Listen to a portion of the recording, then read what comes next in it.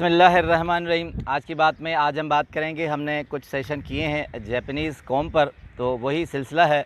हम ये जानना चाह रहे हैं या मालूम कर रहे हैं या कुछ वाक़यात हैं, कुछ चीज़ें हैं उसमें से कि जैपनीज़ कौम किस तरह खड़ी हो गई। जिस तरह वो सेकंड वर्ल्ड वार में तबाह हुई थी तो उनके रिसोर्सेज ख़त्म हो गए थे, उनके शहर तबाह हो गए थे। उसके बाद आखिर क्या सीक्रेट्स हैं कि वो फिर एकदम से अब दुनिया में एक नुमायाँ और ताकतवर कौम बनकर उभरे हैं। तो उसके लिए जैपनीज़ सीक्रेट्स के सिलसिले हैं।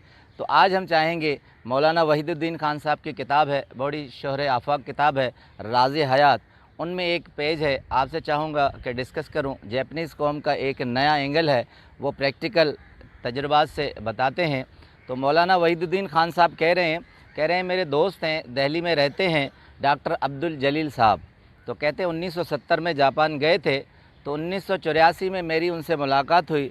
तो उस नशिस्त पे उन्होंने मुझे कहा कि जब मैं जापान गया तो वहाँ टोक्यो से एक जगह पर रोज़ ट्रेन में मैं जाया करता था, जिसका दौरानिया 15 मिनट का होता था। तो कहते हैं डॉक्टर साहब कि एक मरतबा मैं ट्रेन में बैठा तो काफ़ी देर हो चुकी, 15 मिनट तकरीबन हो गए, तो वो सिलसिला नहीं था जो रोज़ खिड़की से नज़र आता था।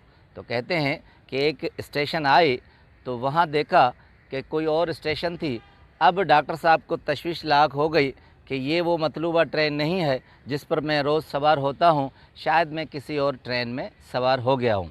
कहते हैं कि बड़ी मुश्किल ये थी कि जैपनीज़ लैंग्वेज उन्हें डॉक्टर साहब को आती नहीं थी और जहाँ भी जाते थे तो दूसरे इंग्लिश ज़बान से नावाकिफ़ थे। तो कहते हैं कि बराबर में एक नौजवान जैपनीज़ बैठा था, तो अब मुश्किल ये आई, ना इन्हें जैपनीज़ लैंग्वेज आए ना उन्हें इंग्लिश आए।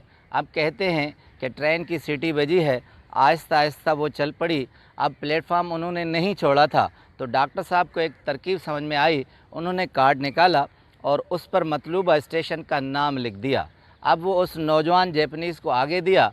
जैसे ही उसने देखा तो उस वक्त झटका लगाकर ट्रेन को खींचकर रोक दिया, जंजीर खींच ली।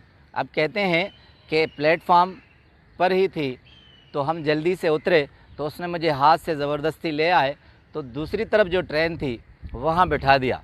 अब कहते हैं हैरत की बात ये थी कि उस नौजवान जैपनीज़ ने न सिर्फ मुझे बिठाया मगर मेरे साथ बैठ गया। अब ट्रेन चल पड़ी तो हम दोनों भी उस ट्रेन में सवार थे। अब कहते हैं 10 मिनट के दौरानिए के बाद वो मतलूबा स्टेशन आ गई और उसने मुझे इशारा किया और वहाँ प्लेटफार्म पर उतार दिया। अब कहते हैं मैं शुक्रिया भी नहीं अदा कर सकता था, जैपनीज़ लैंग्वेज मुझे नहीं आती थी और इंग्लिश से वो नावाकिफ़ थे। तो वो नौजवान फ़ौरन हाथ हिलाकर दूसरी तरफ प्लेटफार्म में गया और उस तरफ से गया जहाँ से उसने मुझे वापस यहाँ लाए थे। तो कहते हैं कि ये सोच और ये अप्रोच। अब दूसरी एग्जांपल देकर कंक्लूड करते हैं मौलाना साहब। कहते हैं डॉक्टर साहब ने दूसरा वाक़या बताया। कहते हैं जापान में मैं 9 माह तक रहा था, तो एक मरतबा रोड पर देखा कि 2 जैपनीज़ आमने सामने गाड़ियाँ आ रही थी और टकरा गए। अब कहते हैं जैसे ही गाड़ियाँ टकरा गई तो दोनों शख्स बाहर निकले और एक दूसरे के सामने झुक गए। अब झुक कर एक दूसरे को जैपनीज़ लैंग्वेज में कहने लगे कि मेरी गलती है, आप मुझे माफ़ फरमा दीजिए। कहते हैं मौलाना साहब कि इसको कहते हैं तामीरी सोच।